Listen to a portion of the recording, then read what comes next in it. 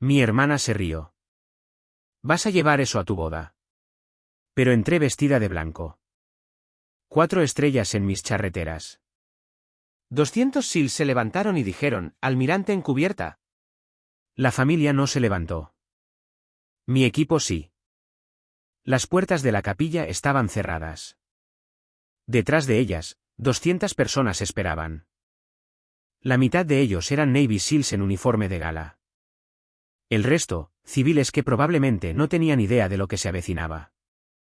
Estaba parada en el pasillo mirando mi teléfono, releyendo un mensaje que había llegado 3 minutos antes. Charlotte, ¿de verdad vas a llevar eso a tu boda? ¡Qué mono! También te dejan saludar al pastel. Sin felicitaciones. Sin buena suerte. Solo sarcasmo el día que se suponía que me casaría. La clásica Charlotte. Deslicé el teléfono en mi bolsillo sin responder. No quedaba nada que decirle. Si alguna vez lo hubo, ella ya lo había ahogado en pequeños comentarios sarcásticos como ese durante los últimos 20 años. Y honestamente, esperaba algo peor. Esto estaba domesticado para sus estándares. Me ajusté los puños de mi uniforme blanco. La tela era rígida, perfectamente planchada. Las 4 estrellas en mi hombro se sentían más pesadas de lo habitual, probablemente porque no estaba entrando en una sala de estrategia o una ceremonia de premiación. Estaba caminando hacia el altar. A mi izquierda y a mi derecha había 2 hombres que habían pasado por el infierno y de vuelta conmigo, Gil y Torres. No eran padrinos de boda. No quería padrinos de boda. Simplemente dijeron, «Señora, la acompañaremos». Sin discusiones. Yo no discutí. Torres tenía una pierna protésica, pero aún así superaba a la mayoría de los chicos en PT matutino. Gil una vez me sacó de un accidente de helicóptero en Kandahar con el brazo medio dislocado. Estaban de pie flanqueándome como si fuera un campo de batalla porque, en cierto modo, lo era, solo que no del tipo para el que estábamos entrenados. Miles, mi prometido, estaba adentro esperando. Probablemente estaba tranquilo. Siempre lo estaba. Ese hombre podía leer escenarios de desastre como cuentos para dormir y aún dormir como una roca. Analista civil. Tranquilo, pero más inteligente de lo que nadie le daba crédito, y lo entendió. Nunca me dijo que bajara el tono ni me preguntó si consideraría usar un vestido sencillo. Dijo, usa lo que te parezca honesto, así que lo hice. Se suponía que la boda sería pequeña. Solo nosotros, el capellán, algunos amigos y algunos de mi equipo. No envié 200 invitaciones. Simplemente aparecieron. Sin por favor responda. Sin fanfarria. Simplemente llegadas silenciosas y respetuosas en autos negros y botas pulidas como espejos. Uno de ellos, Briggs de mi unidad de Yemen, asintió con la cabeza hacia mí antes y dijo, «Nos guiaste a través del infierno. No vamos a dejar que camines sola por ese pasillo». No lloro fácilmente, pero eso golpeó diferente. Es extraño estar quieta en un pasillo cuando has liderado misiones, sobrevivido emboscadas, volado a zonas de combate. Esto debería haber sido fácil. Simplemente caminar unos pasos, decir algunas palabras, casarse. Sin fuego real, sin informes clasificados, solo votos. Pero de alguna manera se sentía como lo más expuesta que jamás había estado. No le dije a Charlotte que iba a usar el uniforme. Sabía cómo reaccionaría. Siempre pensó que me unía al ejército por rebeldía, como si me hubiera alistado solo para fastidiarla. La verdad es que lo hice porque no podía imaginarme en otro lugar. Pero Charlotte nunca entendió eso. Ella nunca quiso. Para ella, toda mi carrera fue solo un desvío largo y costoso de ser alguien real. Siempre quiso que fuera su acompañante en vestidos pulidos en eventos de recaudación de fondos políticos, no de pie en salas de reuniones junto a hombres sangrando. Cuando me nombraron comandante, dijo, «Genial. Ahora tal vez dejes de intentar probar algo, como si me hubieran ascendido solo por diversión». Y ahora, el día de mi boda, en lugar de silencio o incluso fingir que le importa, envió una broma porque eso es lo que hace cuando se siente incómoda, actúa. Me levanté, alisé el borde de mi charretera. Las estrellas eran mías. No honoríficas, no regaladas, me gané cada una de ellas. Las había usado en salas de guerra y durante los cierres de la base, pero hoy las usaba por amor. Una voz en mi audífono, era el capellán. Estamos listos para usted, almirante. Gil y Torres giraron ligeramente la cabeza hacia mí. No hablaron, no era necesario. Mis tacones resonaron contra el azulejo al dar un paso adelante. El peso en mi pecho no provenía de los nervios. Provenía de 20 años de servicio, 2 décadas de silencio de mi propia hermana y una sala llena de hombres que tenían todas las razones para no estar aquí, pero vinieron de todos modos. Pasé el umbral de la capilla. El aire interior estaba quieto, luego lo escuché, una voz, firme. Almirante en cubierta. Entré, y cada hombre en uniforme se levantó. No sonreí. Ni siquiera cuando se levantaron. Había una calidez en mi pecho, claro, pero no era alegría. Era algo más agudo, algo que había llevado desde la infancia y que había aprendido a nunca mostrar. La primera vez que me di cuenta de que Charlotte me odiaba no fue por una pelea o un juguete roto. Fue en la mesa del comedor. Yo tenía 6 años, ella 10, y acababa de corregirla sobre la capital de Nuevo México. Me pateó debajo de la mesa tan fuerte que mi tenedor cayó al suelo, luego sonrió a nuestra madre como si estuviera orgullosa de mí por ser curiosa. Así es como jugaba al sabotaje, disfrazado de hermandad. En la escuela secundaria, había dominado el arte del sabotaje silencioso. Si obtenía un certificado por buen comportamiento, ella ponía los ojos en blanco lo suficientemente fuerte como para que toda la mesa del comedor lo sintiera. Si entraba en el cuadro de honor, accidentalmente olvidaba pasar el folleto. Y cada vez que ganaba algo, y siempre lo hacía, se aseguraba de agradecer a mamá y papá en voz alta por criar a una verdadera ganadora. La adoraban. O tal vez solo estaban exhaustos. Charlotte era magnética en público, cortante en privado.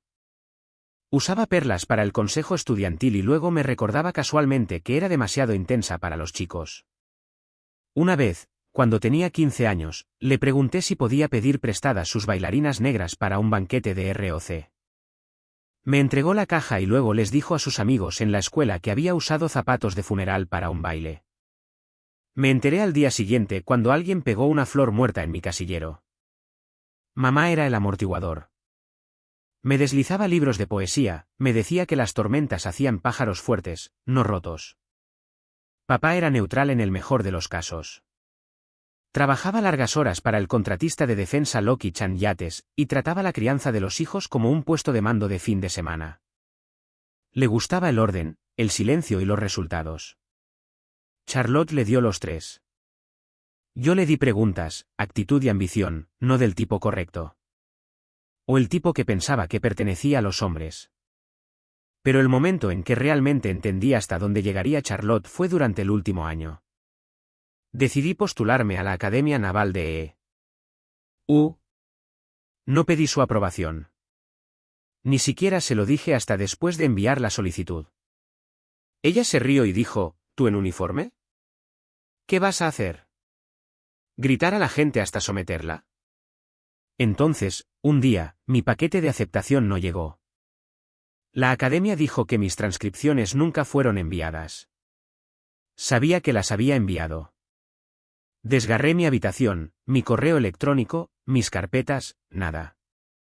Una semana después, mamá me apartó. Encontró un sobresellado con mis transcripciones en el cajón del escritorio de Charlotte. La confronté. Ella se encogió de hombros y dijo, no pensé que realmente lo llevarías a cabo, como si me estuviera haciendo un favor, como si supiera mejor. No hablamos durante 2 meses. No es que importara. Volví a solicitar, esta vez asegurándome de que todo estuviera rastreado y confirmado. Cuando llegó el segundo paquete, lo abrí en el porche sola. No le dije a Charlotte. Ni siquiera les dije a mis padres. Simplemente marqué la fecha en mi calendario, empaqué mis cosas y me fui a Annapolis. En la ceremonia de juramento, estaba parada en un mar de uniformes blancos, con el corazón latiendo con fuerza, las manos firmes. Los divisé, mi mamá parpadeando para contener las lágrimas. Papá, con los brazos cruzados, Charlotte con gafas de sol demasiado grandes para su rostro, masticando chicle como si estuviera aburrida de muerte. Se quedó el tiempo suficiente para tomar una foto para sus redes sociales y se fue antes de que sonara el himno. Esa noche, lo publicó con el título, La hermanita finalmente llegó al campamento de disfraces. No respondí. No era necesario. Algo cambió ese día. La forma en que la veía, la forma en que me veía a mí misma. Nunca iba a aplaudirme. Ni en privado, ni en público, nunca. Y una vez que acepté eso, todo se hizo más fácil. En la academia, aprendí a comer en 5 minutos, a lustrar botas con saliva y a absorber insultos sin pestañear. Pero nada de eso fue más difícil que crecer a la sombra de Charlotte. Ese entrenamiento comenzó joven, duró años y me enseñó la regla más importante: el respeto no siempre viene de la familia. A veces no viene en absoluto. Lo que vino fue coraje. No fui la mejor de mi clase, pero estuve cerca. No gané premios por encanto, pero lideré presentándome, callándome y haciendo el trabajo. Charlotte una vez dijo que tenía la personalidad de un archivador. Lo tomé como un cumplido. Cuando me gradué, pronunciaron mi nombre, y crucé el escenario, uniforme planchado, columna vertebral recta. Mi mamá lloró. Papá aplaudió una vez. Charlotte no estaba allí. Descubrí más tarde que había confirmado su asistencia a la ceremonia, reservado un vuelo, luego cancelado en el último minuto porque se abrió un trabajo de presentadora de televisión en Dallas. Ella consiguió el trabajo. Yo obtuve el silencio. No esperaba más. Ese era el secreto. Baja tus expectativas y dejas de sangrar por heridas predecibles. Aprendí eso joven. Lo aprendí en la mesa de la cocina bajo sonrisas pulidas y elogios ambiguos. No guardé resentimiento de esos años. Llevaba algo más limpio, más frío, el tipo de resolución que te ganas cuando dejas de intentar ser la versión digna de alguien y empiezas a convertirte en tu propia definición de ello. Doblé esa lección con fuerza y la metí en las costuras de cada uniforme que usé. Nunca la llamé después de la graduación. No necesitaba que fingiera importarle. Tenía una bolsa de lona, órdenes para Fort Oglethorpe en Georgia y una foto ligeramente arrugada de mi mamá metida entre un paquete de barras de granola y una botella de aspirina. Eso fue suficiente. Lo primero que me enseñaron en la base no fue táctico ni estratégico. Era psicológico. ¿Eres una presencia o eres un problema? Yo era una presencia. Tranquila, puntual, inquebrantable. Aún así, entrar en esa oficina de operaciones en mi primera asignación se sintió como entrar en un bar donde todos se conocían y nadie quería un nuevo nombre en el taburete, especialmente el mío. Estás perdida, cariño. Esa fue la bienvenida que recibí de un sargento que no se había afeitado en una semana. Su placa de identificación decía Dane. Su tono decía despectivo. No me inmuté. Simplemente dije, buscando a la persona que firma las autorizaciones de logística. Resultó ser él. Eso no ayudó. Mi asignación oficial era enlace de logística naval. Extraoficialmente, yo era la persona que probaban, olvidaban invitar a las reuniones informativas, se saltaban en los viajes por café, ignoraban en el pasillo. Las primeras semanas fueron todas miradas de reojo y bromas internas de las que no formaba parte. Así es como aprendes la estructura real de una unidad. El rango en tu hombro importa menos que la forma en que te miran cuando entras en la habitación. La mayoría de los chicos habían servido juntos durante años. Sus bromas estaban codificadas, sus historias repetidas y pulidas. Yo era una intrusa con un portapapeles y una columna vertebral que se negaba a doblarse. No pedí respeto. Actué como si ya lo tuviera. Eso los irritaba, pero no estaba allí para hacer amigos. Estaba allí para mantener los camiones en movimiento, el equipo contabilizado, las misiones fluyendo sin que faltara una sola bala, y era buena en eso. Mis informes eran impecables, mi coordinación hermética. Al final del segundo mes, uno de los tenientes dejó de revisar 3 veces todo lo que presentaba. Progreso. Incluso entonces, mantuve mi voz baja y mis ojos abiertos. Aprendes más de lo que la gente no dice. No traté de probar nada, simplemente me presenté antes que todos, me quedé después y no dejé lugar a preguntas. Sabía cómo me llamaban a mis espaldas, nevera de cuota, Miss Naval Barbie. Pensaron que eventualmente me rompería. En cambio, organicé todo el depósito en 3 semanas y reduje los errores de envío en un 40%. Cuando el coronel preguntó quién lo había hecho, Dane trató de llevarse el crédito. Lo dejé. Sabía que todos lo hacían. Al día siguiente, me pasó una taza de café quemado y dijo, no está mal, Brennan. Ese fue el primer apretón de manos no oficial. Mientras tanto, Charlotte había comenzado a presentar segmentos matutinos en Phoenix. Cada vez que encendía la televisión en el comedor, ahí estaba ella. Iluminación perfecta, cabello perfecto, voz fingidamente sincera mientras leía titulares entre anuncios de fitness e informes meteorológicos. Una noche, un tipo de mi unidad señaló la pantalla y dijo, «Oye, ¿no es esa tu hermana?» Asentí. Él sonrió y dijo, sin ofender, «Pero, joder, parece el tipo que nunca ha hecho un trabajo duro en su vida». No dije nada. No tuve que hacerlo. Ella tenía luces.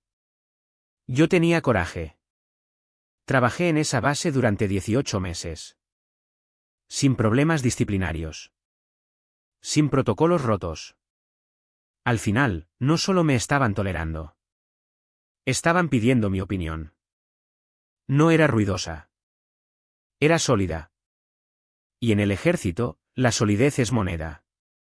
Luego vino la carta, no de casa, de Annapolis.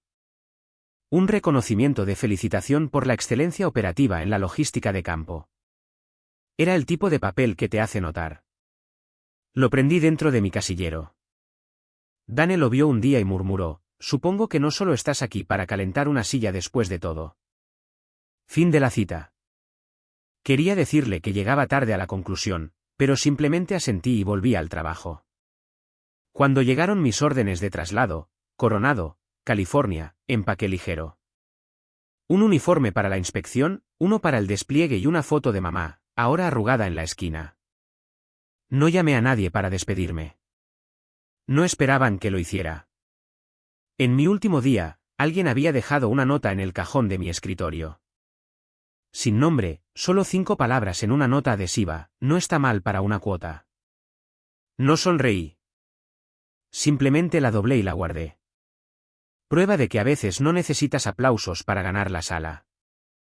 Solo necesitas permanecer de pie hasta que se queden sin razones para empujarte hacia abajo. El vuelo a Coronado se sintió como cruzar a otro país. Todo en Fort Oglethorpe había sido lento, polvoriento y medio sostenido con cinta adhesiva y resentimiento. Coronado era agudo, rápido y zumbaba con el tipo de intensidad que hacía que la gente hablara con vocales cortadas y caminara como si tuvieran un lugar más importante a donde ir. Mi asignación era el apoyo logístico de las operaciones de la base anfibia naval SEAL. No es glamuroso, pero crucial. Era el tipo de trabajo en el que, si te equivocas, una misión no solo falla, la gente muere. Y sabía la verdad tácita al entrar. Nadie iba a confiar en una mujer que manejaba papeleo a menos que lo hiciera tan impecablemente que no pudieran permitirse no hacerlo. Día 1. El jefe suboficial miró mi archivo, luego a mí y preguntó, ¿estás segura de que no estás en el lugar equivocado? Le dije que estaba justo donde me habían asignado. Murmuró algo sobre trucos de relaciones públicas y me indicó la jaula de suministros. Mi título oficial era coordinador de operaciones. Extraoficialmente, la novata sin credenciales de campo, un moño apretado y un uniforme demasiado limpio. Los chicos me llamaron nevera en la primera semana. No porque fuera fría, sino porque no me inmuté. No respondí con bromas. No me rompí. Cada mañana me presentaba 15 minutos antes que nadie, revisaba los registros de requisición, señalaba las discrepancias y enviaba mis correcciones a personas que no querían leerlas. Luego me sentaba en reuniones donde los hombres se hablaban por encima y a mí, y ocasionalmente olvidaban que estaba en la habitación. Respondí preguntas solo cuando me las hacían. Pero cuando lo hacía, conocía mis cosas. Rápido, preciso, sin relleno. Hay una cosa que sucede en entornos como ese. Cuando estás callado, asumen que eres débil. Luego tomas una decisión que les salva el trasero. Y de repente, no eres invisible. Eres inevitable. Ese momento llegó aproximadamente 2 meses después. Uno de los equipos SEAL se estaba preparando para un ciclo de entrenamiento previo al despliegue. Y la logística para su carga era un desastre. Equipo faltante, cajas mal enrutadas, hojas de inventario caducadas. Debería haber tomado una semana desenredarlo. Lo hice en 36 horas sola. Luego reestructuré todo el sistema de pedidos para que no volviera a suceder.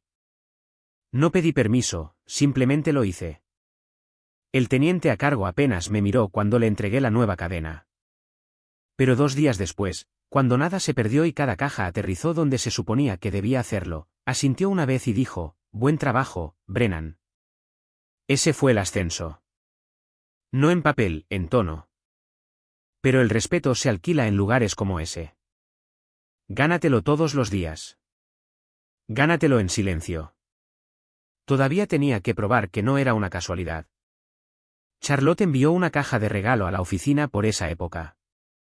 Galletas, una nota con el logotipo de su estación y una pequeña tarjeta que decía: «Mantente fuerte, hermanita. Espero que este trabajo no sea demasiado aburrido». Dejé la caja en el área común. Los chicos se la comieron sin preguntar de dónde venía. Alguien dijo: «Tu novia tiene una letra bonita». No lo corregí. Semana tras semana, construí un ritmo. Sabía quién contaba doble la munición, quién se saltaba los informes de cadena de custodia, quién falsificaba las iniciales de su comandante cuando llegaban tarde. No acusé. Limpié sus desastres antes de que se convirtieran en problemas. Así es como te ganas un espacio en su mundo. Una mañana, durante la inspección del equipo, un SEAL llamado Ramos me llamó señora sin sarcasmo. Casi lo pierdo, pero aterrizó. Las cosas estaban cambiando. Aún así, cada victoria tuvo un costo. Me perdí el servicio conmemorativo de mi mamá ese año. Charlotte envió fotos de la reunión familiar. Todos se veían coordinados por colores y demasiado pulidos. Miré las fotos durante 2 minutos como máximo, luego las archivé en la basura. Había enviado flores. No había recibido respuesta. A la base no le importaba mi dolor ni mi hermana ni el hecho de que no había hablado con mi padre en 6 años. Eso era parte del atractivo. Honestamente, al ejército no le importaba quién eras cuando llegabas. Esperaba a ver quién serías bajo presión.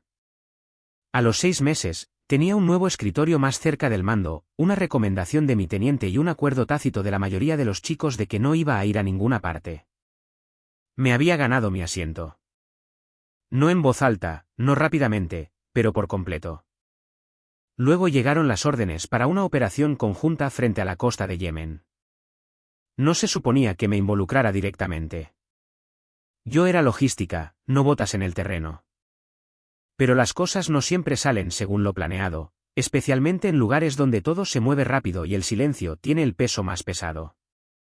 La única razón por la que estaba cerca de la línea de vuelo ese día era porque el jefe de operaciones se había olvidado de presentar un manifiesto secundario y nadie confiaba más en el chico nuevo con el papeleo, excepto yo. Capturé el error, tomé mi portapapeles y corrí por la pista para interceptar a la tripulación que cargaba las cajas en el avión equivocado. Ahí fue cuando llegó la llamada. Un equipo de reconocimiento se había oscurecido fuera del Mukalla. Eran ligeros, 6 operadores, un técnico de drones, apoyo mínimo.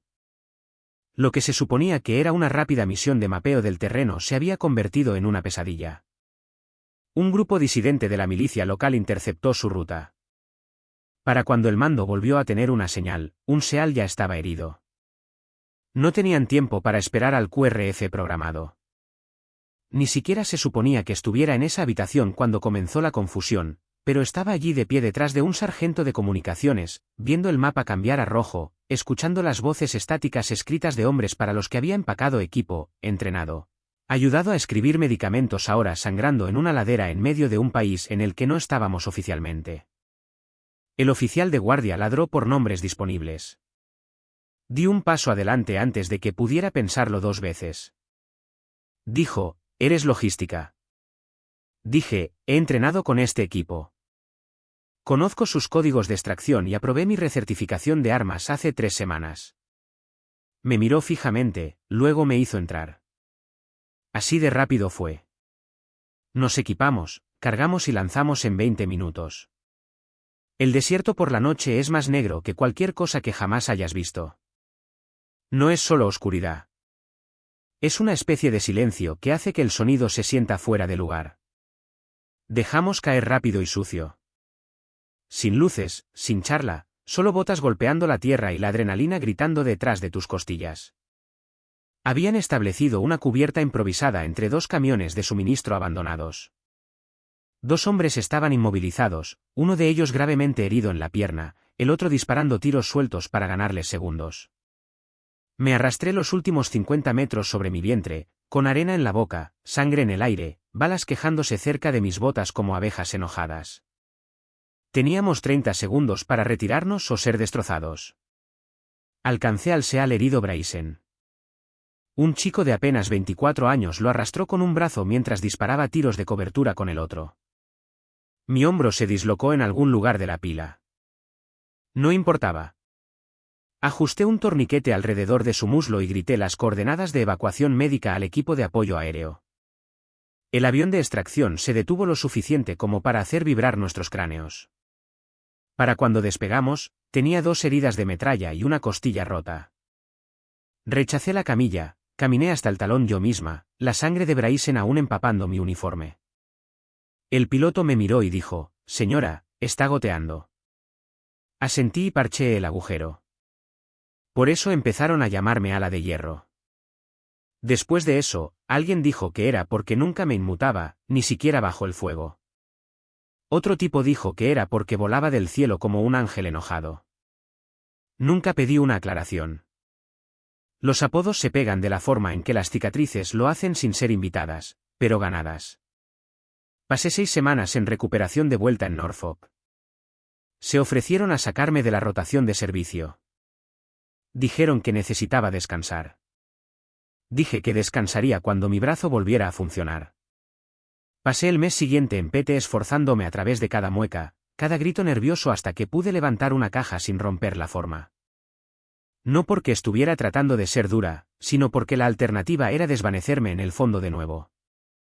Mientras estaba fuera de rotación, Charlotte salió en televisión para honrar al ejército.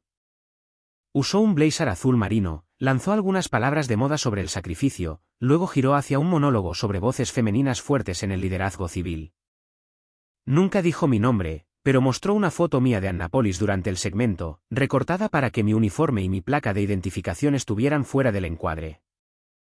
Lo vi desde la sala de recreo, todavía usando una manga de compresión y oliendo ligeramente a antiséptico. Apagué la televisión a la mitad. Uno de los chicos, Ramos de nuevo, miró por encima del hombro y preguntó, ¿la conoces? Dije, ya no. Así era como funcionaba con Charlotte. Podía estar de pie junto a ti mientras te sacaba de la foto. No necesitaba mentir. Simplemente se aseguraba de que la historia encajara con su lente. Pero nada de eso importó cuando volví a entrar en el área de logística 2 semanas después y el equipo se puso de pie sin que se lo dijeran. Solo brevemente. Solo lo suficiente. Un tipo asintió y dijo, me alegro de que estés de vuelta, ala de hierro. Eso fue todo. El respeto en el ejército no viene en discursos. Viene en silencio. Puertas abiertas sin órdenes. Café dejado en tu escritorio sin nombres. Ojos que ya no te miran a través. No era especial. Era solo constante. La que apareció. La que no falló. La que corrió hacia el fuego y sacó a alguien. La próxima rotación ya estaba publicada. Mi nombre estaba en la lista. Esta vez, nadie lo cuestionó. No había estado en Estados Unidos más de 2 semanas antes de que su nombre volviera a aparecer. Esta vez en mi bandeja de entrada. Asunto, colaboración rápida. Oportunidad de reportaje en los medios. Remitente, Dave Brand Review. Soy compañía. La colaboración era su forma de decir, ya le presenté tu historia a un productor y quieren que yo la enmarque. Quería destacar a las mujeres en roles de mando para una próxima serie documental en la radiodifusión pública. Nada serio, nada demasiado pesado en la guerra, solo suficientes medallas para parecer inspirador. No tantas que asustaran a las mamás suburbanas. Ella escribió, piensa en Lenin, pero con camuflaje. Me encantaría sentarme y fuente hermana, el tono. No respondí. 2 días después, el productor me envió un correo electrónico directamente, dijo que Charlotte habló con tanta pasión sobre mi carrera y que se sentirían honrados de tenerme como un segmento, no un tema, no un invitado, un segmento. Como si fuera un pedazo de metraje que pudieran dejar caer entre los cortes comerciales. Me negué cortés pero firmemente. No estaba enojada. Había visto este patrón antes. Charlotte no quería contar mi historia. Ella quería contar su versión de mi historia. En la escuela secundaria, una vez presentó un cuento a un concurso de escritura estatal. Se titulaba Mi hermana, un estudio de fortaleza silenciosa. Recuerdo haberlo leído en el periódico de la escuela. Era una pieza de ficción bellamente escrita que sonaba sospechosamente como un elogio fúnebre para alguien todavía vivo. Me describió como estoica, de fondo, confiable y luego me comparó con una silla plegable en acción de gracias, siempre ahí, nunca notada, soporta el peso, pero nunca se le pide bailar. Incluso entonces, podía escuchar su voz detrás de los cumplidos. Entonces, cuando publicó el tráiler del documental 2 semanas después, no me sorprendió. Ella había seguido adelante sin mí. El segmento se abrió con una panorámica lenta de mujeres saludando. Luego cortó a Charlotte de pie en un estudio minimalista hablando de su hermana, la almirante, como si yo fuera una idea abstracta. Ella nunca usó mi nombre. No tenía que hacerlo. Simplemente dijo cosas como, algunas mujeres lideran con visión, otras con silencio, mi hermana, ella hace ambas cosas. Y siempre he tratado de sacar a la luz su historia, como si fuera algún artefacto que sacó del almacenamiento. La peor parte no fueron las imágenes. Fueron las personas que comenzaron a contactarme después. Viejos conocidos de la universidad, antiguos vecinos, incluso mi maestra de 3er grado, todos enviando mensajes para decir lo orgullosos que estaban después de ver la pieza de Charlotte. No por mí, sino por cómo ella lo había contado. Y Charlotte, ella envió un correo electrónico de seguimiento. Sin línea de asunto, solo una oración, ves, hicimos un gran equipo. Esa semana, estaba en Fort Dalton supervisando un módulo de entrenamiento de transición para oficiales subalternos entrantes. Uno de los chicos del SEAL Team 5 me apartó. Un tipo grande, acento marcado, 3 despliegues profundos, dijo que su hermana una vez trató de llevarse el crédito por una fundación que comenzó después de regresar de Fallujah. Le pregunté qué hizo al respecto. Dijo, nada. Simplemente seguí construyendo la maldita cosa. Se me quedó grabado. No respondí al correo electrónico de Charlotte, pero sí respondí con acciones. Presenté mi propia propuesta interna al mando de la Marina en silencio a través de la cadena correcta para una iniciativa de tutoría dirigida a candidatas alistadas. Nada llamativo, solo estructura, acceso. 6 semanas después, fue aprobado. Comencé a pasar todos los jueves por la noche en el centro de aprendizaje de la base. Sin cámaras, sin prensa, solo 3 o 4 mujeres a la vez sentadas frente a alguien que había pasado por la trituradora y todavía estaba de pie. Una noche, una joven cabo llamada Hannah preguntó si tenía hermanos. Dije, sí. Preguntó a qué se dedicaba. Hice una pausa y luego dije, ¿medios? Ella cuenta historias para ganarse la vida. Hannah sonrió. Eso es gracioso. Tú también lo haces, en cierto modo. Solo usas diferentes herramientas. No se suponía que fuera profundo, pero aterrizó. Porque mientras Charlotte estaba en NPR describiendo mi liderazgo en poéticas medias frases, yo estaba enseñando a mujeres jóvenes cómo leer el terreno táctico y mantener un perímetro sin entrar en pánico. No necesitaba un foco. Necesitaba una maldita linterna que funcionara. Y por una vez, la tenía. Y justo cuando pensé que finalmente había encontrado un ritmo que tenía sentido, las notificaciones comenzaron a encenderse en mi teléfono como un mal presagio. El primer mensaje de texto decía, señora, es el cabo Briars. Solo comprobando si este correo electrónico es real. Llegó a las 2:17. Todavía estaba despierta revisando los informes de admisión para el programa de tutoría.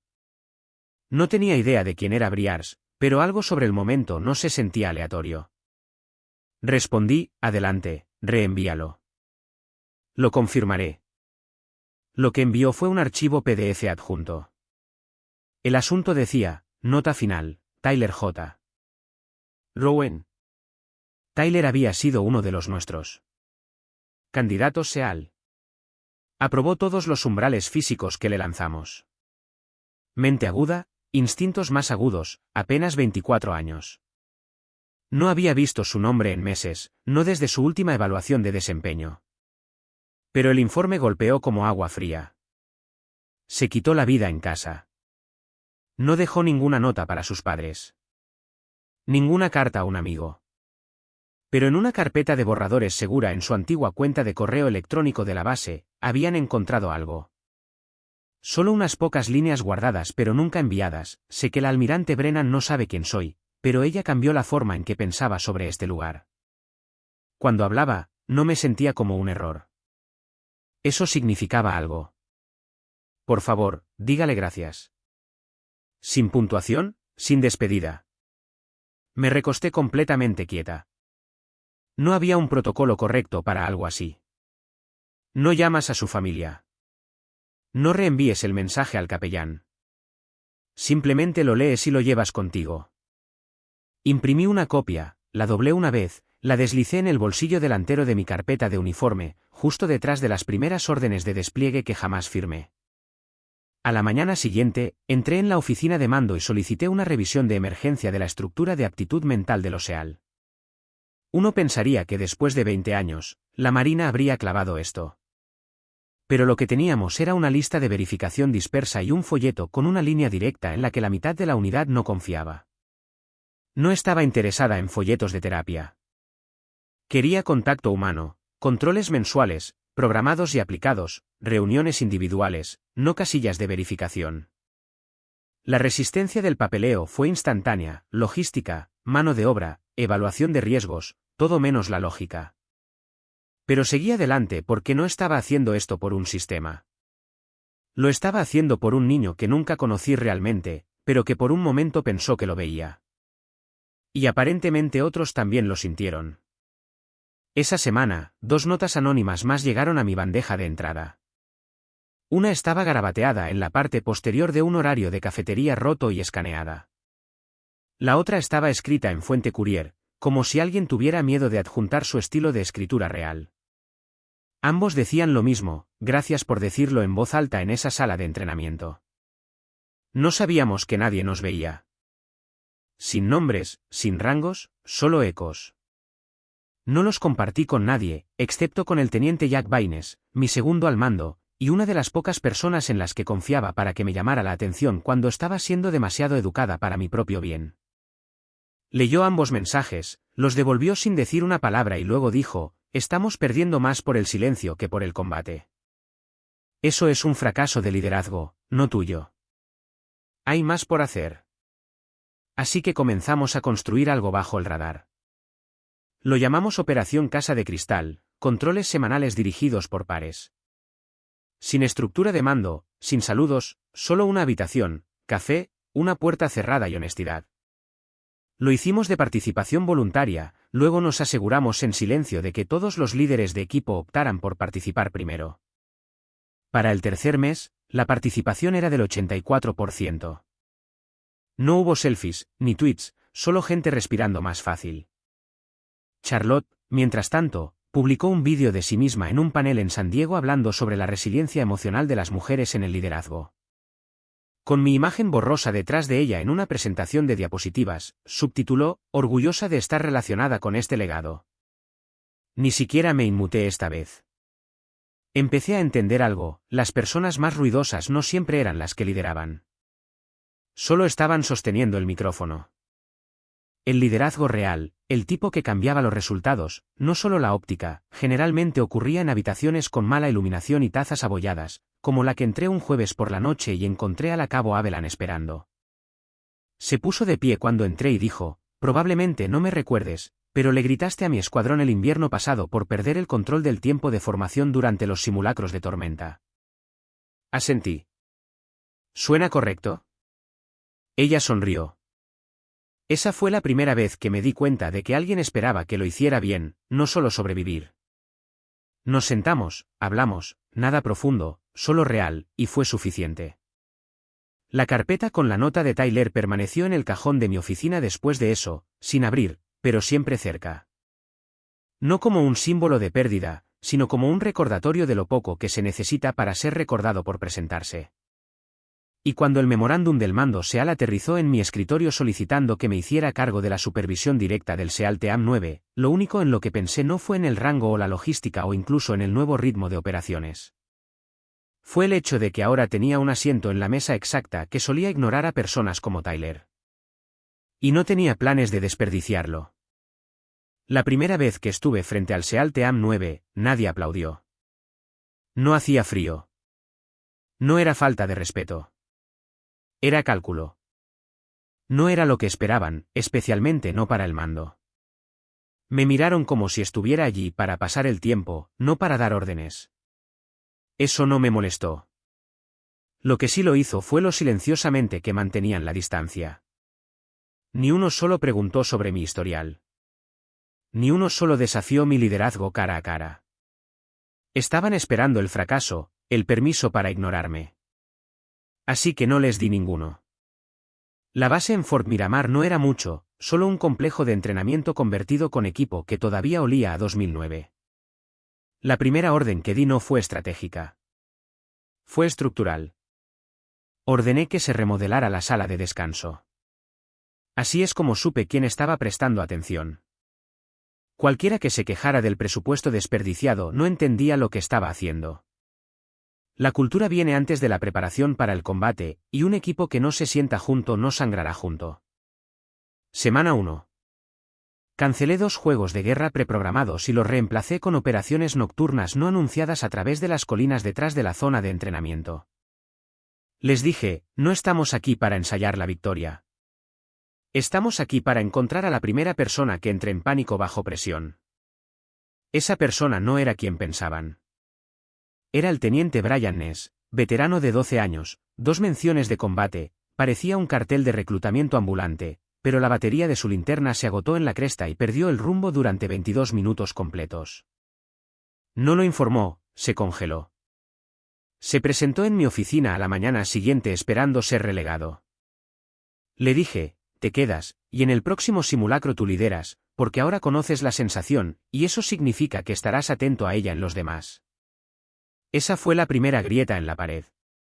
Después de eso, el silencio comenzó a cambiar. No intenté ser uno de ellos. No comí con ellos ni bromeé con ellos durante las reuniones informativas, pero siempre estuve visible. Observé cada ejercicio. Caminé por el perímetro en lugar de escribirlo. Aparecí antes que ellos y me fui después. El apodo comenzó aproximadamente a los 2 meses, no en público, solo entre los líderes de escuadrón, mano de hierro. Lo escuché una vez, medio susurrado detrás de mí durante el informe posterior a la misión. Fingí no escucharlo, pero se quedó grabado. Realizamos 2 simulaciones de operaciones conjuntas a gran escala ese trimestre. 0 lesiones graves. La puntuación de evaluación general más alta de la región. El mando SEAL se dio cuenta. También los hombres. Una noche después de una revisión tardía del informe posterior a la operación, el jefe Sandoval llamó a mi puerta. Pensé que era papeleo. En cambio, se sentó frente a mí y dijo, permiso para hablar libremente, señora. Asentí. Nos diriges con dureza. Algunos piensan que demasiado, pero nadie cuestiona si aparecerías cuando las cosas se pongan serias. No esperó una respuesta. Simplemente se levantó, saludó y se fue. Una semana después, un ex líder de escuadrón llamado Hamlin envió una solicitud de traslado, solicitando específicamente la reasignación bajo mi mando. Fue la primera de 8. Las solicitudes comenzaron a acumularse, hombres con conflictos previos, banderas disciplinarias o simplemente reputación de ser difíciles. No estaban buscando un aterrizaje suave. Estaban buscando a alguien que no se inmutara cuando las cosas se rompieran. No los acepté a todos, pero revisé cada nombre. Y cuando elaboré el nuevo calendario de rotación para la preparación del despliegue, hice algo que nadie esperaba. Pedí voluntarios para unirse a un pelotón separado.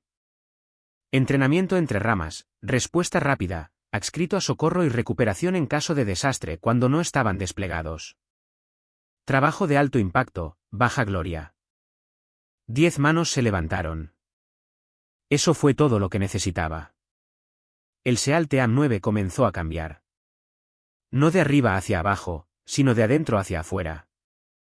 Los hombres entrenaban de manera diferente, hablaban de manera diferente, no más suave, sino más aguda, como si hubieran terminado de probar algo entre ellos y estuvieran listos para moverse con propósito.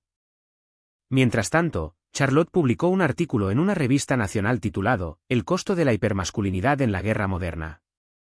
Usó fotos de nuestra cubierta de operaciones sin autorización. Afirmó que una fuente anónima le había dado información sobre la disfunción emocional militar. No emití una declaración. En cambio, envié un mensaje seguro a cada miembro del equipo. Decía, está lo que la gente dice de nosotros, y está lo que construimos juntos. Solo uno seguirá en pie dentro de una década. Esa semana, el jefe Sandival me entregó una caja. Dentro había un parche de unidad cosido a mano. No era reglamentario, pero el emblema era claro, un rayo a través de una mano en saludo, y debajo, nunca más pequeños.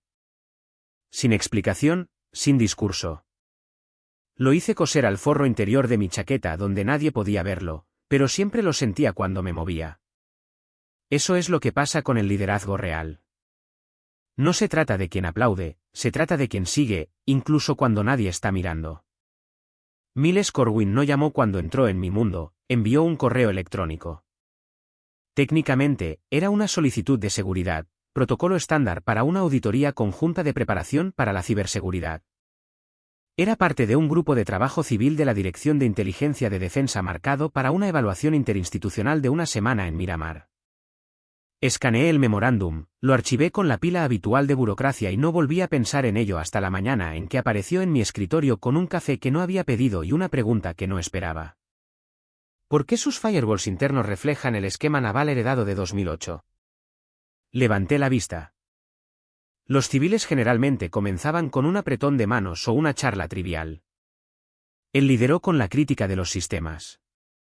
Audaz, porque el esquema de 2008 todavía bloquea todo lo que las filtraciones de 2021, dije. Él sonrió y respondió, esa es la primera respuesta honesta que he recibido en toda la semana. Miles no se vestía como el gobierno, camisas de botones con mangas enrolladas, sin corbata, gafas con montura de alambre. Se empujaba la nariz hacia arriba cuando estaba molesto, pero tenía el tipo de presencia que llenaba una habitación sin dar un paso adelante. Era callado de la manera en que lo es la gente cuando sabe exactamente lo fuerte que podría ser. Durante los siguientes 5 días, discutimos sobre 4 políticas, reescribimos 3 protocolos de cumplimiento y accidentalmente cerramos la mitad de nuestras unidades compartidas durante 4 horas durante una prueba de parche. Esperaba frustración. Él trajo pizza y lo arregló en 22 minutos. No me hizo preguntas personales. Hizo preguntas operativas. ¿Cómo gestiona la moral cuando no puede prometer fechas de rotación? ¿Qué hace cuando su equipo se equivoca públicamente pero se recupera en privado? No estaba coqueteando. Estaba estudiando el liderazgo, el mío. Para el jueves, me sorprendí quedándome unos minutos más en la sala de reuniones solo para escucharlo hablar sobre la lógica de seguridad en capas como si fuera poesía. Para el viernes, me preguntó si alguna vez tomaba un descanso para almorzar que no fueran barras de proteínas en mi escritorio. Le dije, solo cuando alguien demuestra que entiende la cadena de mando. Él dijo, bien, porque ya le pregunté a tu XO y me dijo que te toca un sándwich de verdad. Así que comimos afuera en un banco con vista a la línea de la cerca sur. No hablamos de rango ni de autorización. Me preguntó qué libro me había leído más mi mamá cuando era niña. Le dije a Dickinson, Noches salvajes, Noches salvajes. Dijo que su mamá era más del tipo Steinbeck, la disciplina sin amor es crueldad. Cuando se fue ese domingo, no presionó. Simplemente me entregó una nota adhesiva con su número y escribió: si alguna vez quieres auditar algo que no sean firewalls. No llamé. No de inmediato, pero 2 semanas después, me envió un PDF de una reescritura de protocolo que había modelado a partir de nuestra conversación. El asunto decía: robé tu lógica. Siéntete libre de presentar cargos. Respondí con 2 palabras: solicitud concedida. El intercambio se convirtió en llamadas. Las llamadas se convirtieron en cena cuando estuve en DC para una reunión informativa.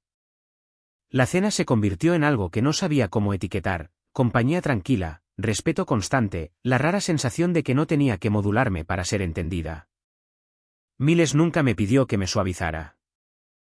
No se inmutó cuando le conté sobre los hombres perdidos, las llamadas perdidas, las lesiones que todavía sentía en mi columna vertebral algunas mañanas. En cambio, dijo: no amo lo que haces. Amo cómo lo haces. Eso es lo que importa. No nos movimos rápido. Nos movimos deliberadamente. No apareció con flores o discursos. Apareció con claridad.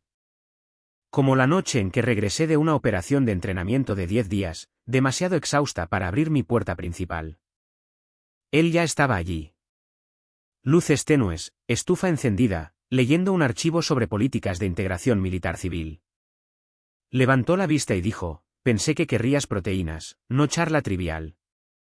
Me senté en el sofá y lo vi remover algo en una sartén y me di cuenta de que este hombre nunca me pediría que fuera más pequeña. No le importaba mi título.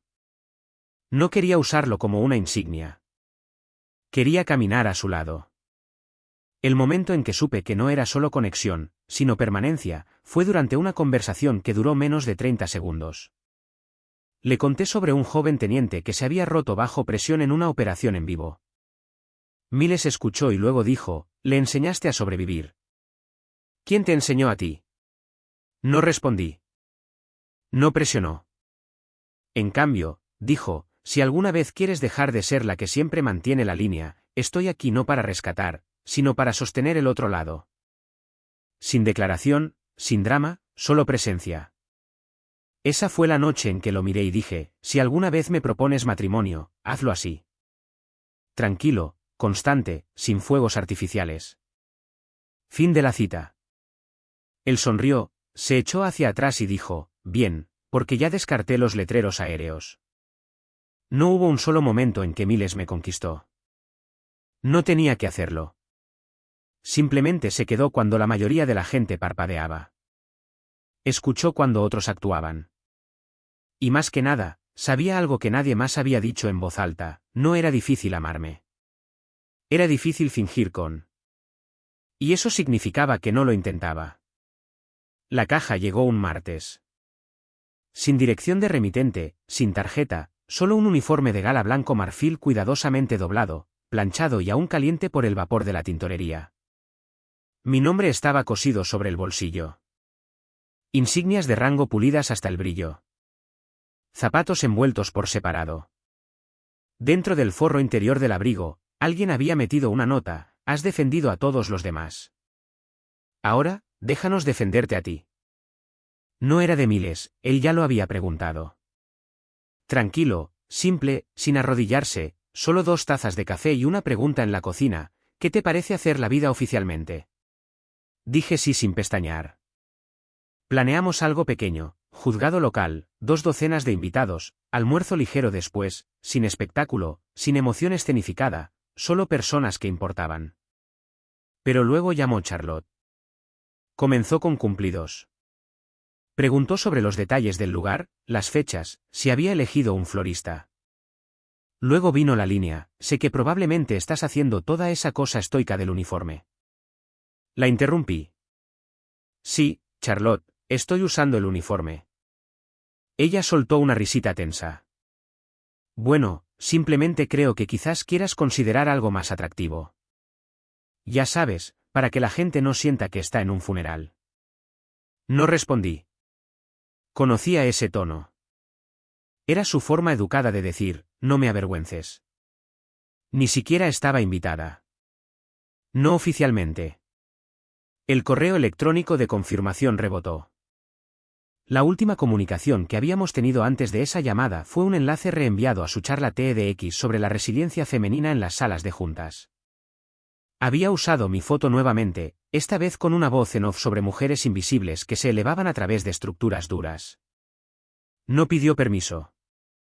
Simplemente construyó su marca y usó mi sombra como contraste. 2 días después de esa llamada telefónica, lo tuiteó. Fondo blanco, fuente negra en negrita, su rostro en la esquina superior derecha, texto superpuesto en una imagen de un uniforme de gala, nada grita, casarse por control, como una mujer que se presenta a su propia boda con tela emitida por el gobierno. Chills. Aterrizó a las 9:14 de la mañana. A las 9:23, tenía más de 5.000 me gusta. Al mediodía, estaba en Instagram. Algunas cuentas de chismes lo retomaron, burlándose de la bridecilla con botas de combate. Algunos de los comentarios fueron peores que el tuit, a los invitados les encanta nunca tener que usar tacones. ¿Es esta la versión militar del cosplay? Imagínate saludar a tu esposa en lugar de besarla. No sabían quién era. No sabían lo que significaban esas rayas o la sangre que costó ganarlas. No dije una palabra públicamente. Tampoco miles. Simplemente deslizó mi teléfono de la mesa, lo colocó boca abajo y preguntó, ¿tinto o blanco con la cena? Pero otros sí hablaron. Comenzó pequeño. Un hilo de comentarios debajo del foro de una esposa de la Marina. Luego, un vídeo cosido por un exmarine en TikTok leyendo mi historial de servicio línea por línea, terminando con ella no necesita explicar que ese uniforme es la razón por la que puedes burlarte de ella en paz. A medianoche, los hashtags cambiaron, Admiral Bride Salute de Dressiron Win Wedding. Pero nada de eso importó en comparación con lo que apareció a la mañana siguiente. No DMS, no tweets, cartas, escritas a mano, dobladas cuidadosamente, enviadas a la base, selladas con cinta y reverencia. Una joven de Iowa escribió, mi hermano dice que las chicas no pueden ser de la Marina, pero vi tu foto y ahora voy a ser Ironheart. Un marinero retirado envió una barra de cintas de su primer despliegue con una nota, nunca tuve una hija, pero si la tuviera, querría que caminara por el pasillo como tú. Incluso algunos miembros en servicio activo que nunca habían servido conmigo se pusieron en contacto en silencio a través de canales secundarios, si alguna vez necesitas que se llene una fila, tengo los uniformes blancos listos. Fue entonces cuando comenzaron a llegar los correos electrónicos.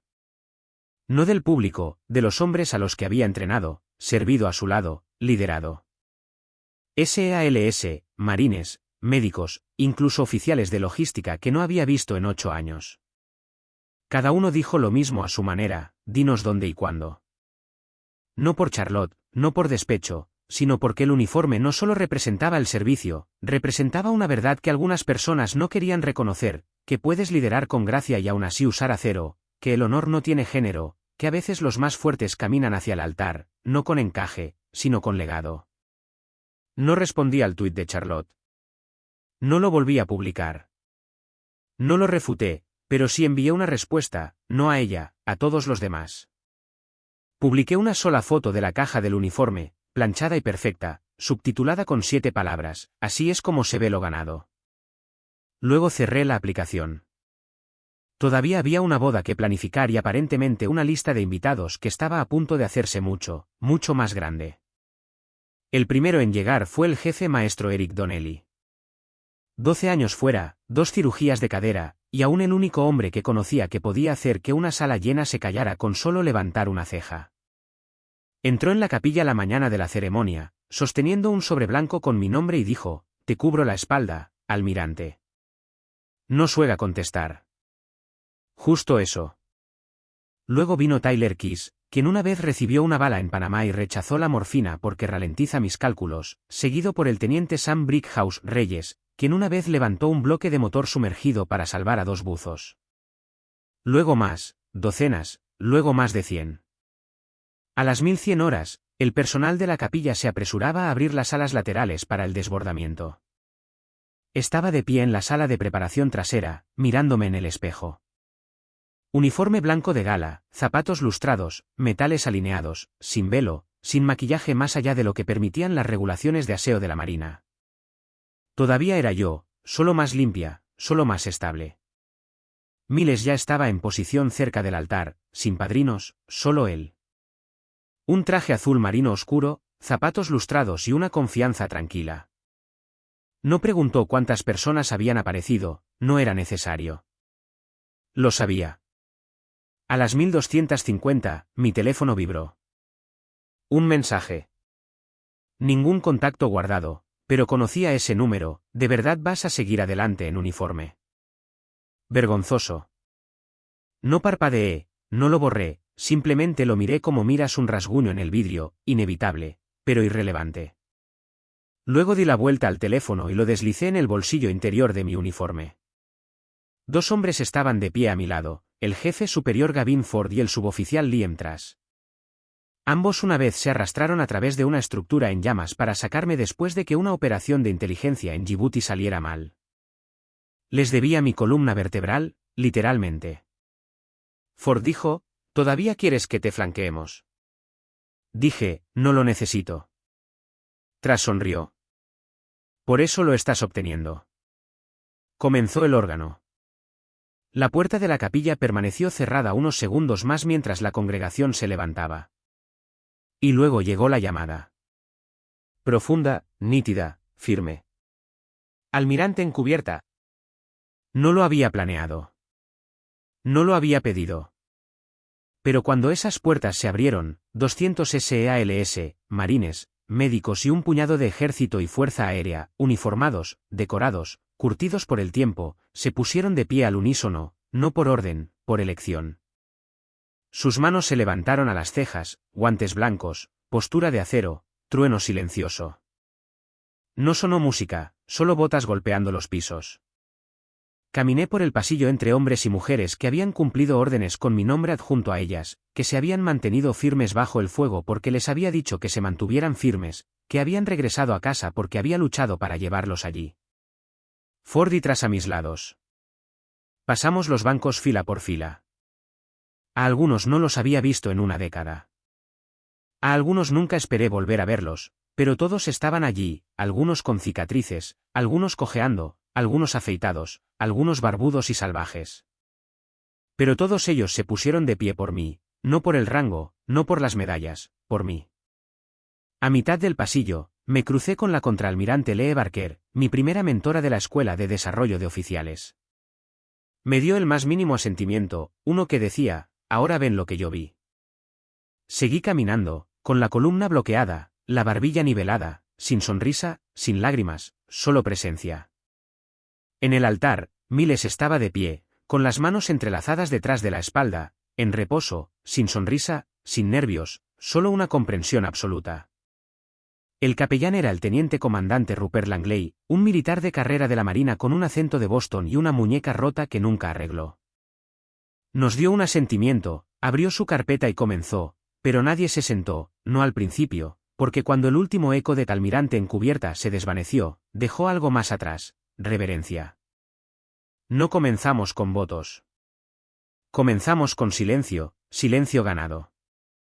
Y cuando Langley comenzó, su voz era baja, constante. Habló del compromiso, no solo el uno con el otro, sino con el deber, con el propósito, con elegir cada día proteger lo que importaba, ya fuera una nación o un matrimonio. Nuestros votos no mencionaron enfermedad o salud, más rico o más pobre. Los míos fueron, nunca te pediré que te reduzcas. Los suyos fueron, nunca te pediré que pares. Prometimos proteger la paz, hacer espacio para la quietud y agudizarnos mutuamente sin apagar nuestra alegría. No hubo me completas. Ya estábamos completos. Luego llegó el momento. Langley dijo, por el poder que me ha sido conferido, y antes de que pudiera terminar, un sonido se elevó. No fue aplauso, todavía no. Fue el sonido colectivo de 200 sillas crujiendo mientras los guerreros se sentaban en tranquilo unísono. Sin caos, sin pompa, solo el cambio de cuerpos y tela como una exhalación viviente. Nos besamos, breve, constante, luego nos volvimos. Un arco de sables esperaba en la salida, no hecho por oficiales, sino por alistados, cada espada levantada por manos que una vez habían sostenido rifles bajo mi mando. Mientras caminábamos a través de él, vislumbré la última fila. Un hombre estaba solo afuera, visible a través de la ventana trasera. Postura rígida, uniforme azul de gala, brazos detrás de la espalda. No entró, pero vino, y eso de alguna manera se registró como una grieta debajo de la superficie. Pero no dejé de caminar, no disminuí la velocidad, simplemente pasé por las espadas hacia la luz del sol que no quemaba, solo aclaraba. La recepción se celebró en un hangar convertido en salón de banquetes en la base. Nada elegante, solo mesas largas, sillas plegables y personas que no necesitaban centros de mesa florales para sentir algo. La fila de comida se extendía a la vuelta de la esquina, cargada de barbacoa, ligera en pretensiones. Nadie chocó copas ni dio discursos con discursos pulidos. Simplemente se acercaron uno por uno, dijeron lo que necesitaban decir y dejaron apretones de manos que se sentían como anclas. En algún momento, después del tercer plato de pechuga y la versión acústica desafinada del Simple Man de alguien, salí afuera. Mi uniforme blanco de gala todavía estaba impecable, pero mi cabello había comenzado a deshacerse con la brisa. No me importó. Se sintió bien no importarme por una vez. El aire era fresco. La primavera en Carolina del Norte siempre tenía ese borde afilado de sal de la costa. Estaba de pie junto a una barandilla con vista al campo donde habíamos realizado simulacros matutinos. Tranquilo ahora, solo grillos y el zumbido bajo de los generadores de la base en la distancia. Fue entonces cuando se acercó el suboficial Miller, un tipo grande, mangas tatuadas, se rompió la mano una vez al golpear una escotilla de acero porque alguien estaba atrapado dentro. Se quedó de pie junto a mí durante un minuto antes de decir, no te saludé hoy porque eres un almirante. Lo hice porque cuando mi hermano murió, te sentaste en el pasillo conmigo durante 6 horas y no dijiste nada. No respondí, simplemente extendí la mano, le apreté el hombro y luego se alejó. La gente iba y venía en oleadas. Algunos compartieron recuerdos. Algunos no dijeron una palabra. Otros me miraron de reojo, pequeños asentimientos, gestos que tenían peso de la manera que solo el silencio puede tener. Algunos mencionaron a mi mamá. Nadie mencionó a Charlotte, pero sabía que ella había estado allí. No había visto su rostro en la capilla, no esperaba hacerlo, pero había captado la forma inconfundible de su cabello en la última fila, escondida en un asiento lo suficientemente atrás como para desaparecer si parpadeabas. Ella no se había quedado. Ella nunca lo hace. A medianoche, después de que la multitud se redujo y Miles estaba ocupado acorralando al niño pequeño salvaje de alguien para que no se arrastrara hacia la mesa del pastel, regresé a mi alojamiento. Me quité el uniforme una capa a la vez, cada metal y botón cayendo sobre el escritorio como una marca de puntuación silenciosa. Luego revisé mi teléfono. No había ningún mensaje nuevo de mi padre, pero había llegado un correo electrónico. Sin línea de asunto, sin firma, solo un campo blanco liso de texto, se pusieron de pie porque también les hiciste espacio. Nunca levantaste la voz. Aumentaste su valía, y lo vi hoy, finalmente. Lamento haberme reído cuando dijiste que querías esta vida. Ahora veo que nunca se trató de perseguir nuestra aprobación. Se trataba de liderar sin necesitarla. No saludamos la sangre. Saludamos la verdad. Te veo, Charlotte. Sin emojis, sin súplica de una reunión. Pero lo leí 3 veces, y la parte que se quedó no fue la disculpa. Fue la línea sobre la verdad. La verdad no exige perdón. Exige reconocimiento. Y tal vez, solo tal vez, había comenzado a reconocer algo en mí que siempre había estado allí, pero que nunca encajó con su versión de digno. No respondí. No lo reenvié. Simplemente lo dejé ahí. Más tarde esa noche, Miles se acurrucó a mi lado en el sofá.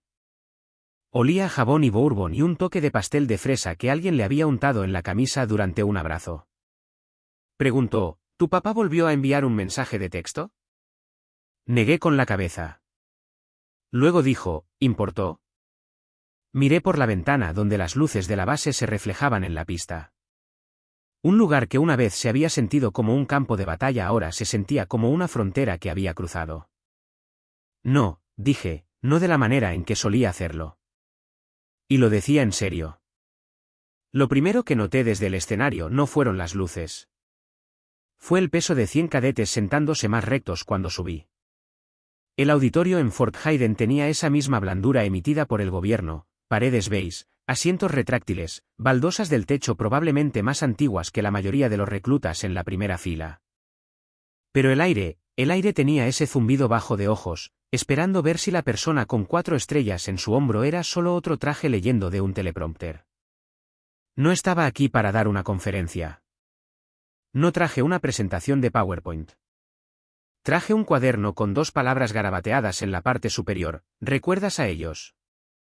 Esto no era una conferencia. Era un ajuste de cuentas tranquilo. Cuando me presentaron, la sala aplaudió, educado y restringido.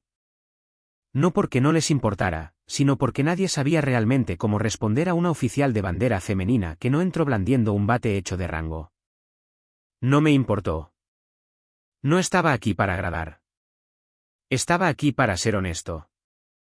Comencé contándoles sobre el sargento Alan Ree, el instructor que no se presentó a la formación matutina y cuyo casillero se encontró lleno de tarjetas de cumpleaños sin enviar y una sola nota con mi nombre.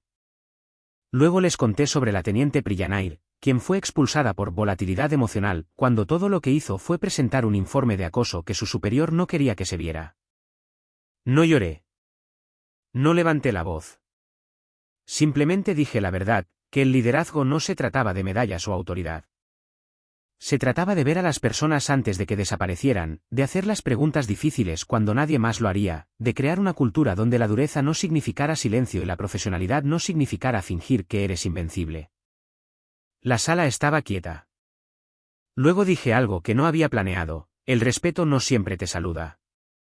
A veces observa para ver si te mantienes de pie de todos modos. Y fue entonces cuando la vi. Segunda fila desde atrás, gafas de sol metidas en su blusa, cabello más largo ahora, maquillaje más sutil. Pero no había duda, Charlotte Brenich, mi hermana. No sonrió. No saludó. Simplemente miró hacia adelante como todos los demás, con las manos entrelazadas en su regazo. Ni siquiera sé cuánto tiempo había estado allí. Seguí adelante, hablé sobre cómo reescribimos los protocolos posteriores al despliegue en Norfolk, cómo incluimos consejería de reintegración familiar tanto si a los directores ejecutivos les gustaba como si no, cómo la tasa de suicidios en nuestra unidad se redujo en un 37% en 2 años. Nadie aplaudió por eso, pero vi cabezas asentir. Y luego cerré con la verdad que se me atascó en la garganta más que cualquier historia de guerra. Mi madre una vez me dijo que las tormentas no estaban destinadas a permanecer en tierra. He tratado de vivir por eso. Pero lo que he aprendido más que nada, lo que quiero que cada cadete en esta sala recuerde es esto: no lideras siendo más ruidoso. Lideras escuchando más tiempo y apareciendo una y otra vez, especialmente cuando es más fácil alejarse. Me alejé del micrófono. El aplauso no estalló. Se elevó lento, no cortés, no obligado. Vino de algún lugar más profundo que el protocolo. Y la primera persona en ponerse de pie fue Charlotte. Sin dramatismo, sin jadeo, simplemente ella levantándose de la segunda fila desde atrás como si fuera lo más natural del mundo. Y luego, uno por uno, la sala la siguió. No articuló: lo siento. No dijo nada, pero aplaudió con fuerza con ambas manos. Y no lloré, no entonces, porque por primera vez en mi vida, mi hermana no me estaba mirando hacia abajo o pasando de largo. Me estaba mirando directamente, en mis términos. Y eso fue suficiente. El aplauso de Charlotte no cambió mi vida, pero cambió el aire en ese auditorio. Por primera vez, no era yo la que estaba uniendo el silencio. Alguien más se levantó y me encontró a mitad de camino. Esa noche, no repetí el momento como una victoria. Lo traté como un informe meteorológico. Algo tranquilo había cambiado. Un sistema de alta presión finalmente se movió. 2 semanas después, recibí la llamada del Departamento de Defensa. Estaban dando luz verde a la iniciativa de revisión que habíamos estado presentando durante años: reforma de operaciones conjuntas, integración de la resiliencia mental, capacitación en mando ético desde cero, y querían que yo la liderara. No pidieron un consultor. Pidieron supervisión, visión, un plan que pudiera sostener el peso mucho después de que me retirara. No dudé. Dije que sí. El primer sitio que visitamos fue Fort Burwell, un lugar donde no había puesto un pie desde mi primer despliegue. En aquel entonces, yo era el oficial subalterno asignado a un equipo que no creía en las mujeres al mando a menos que fuera una broma.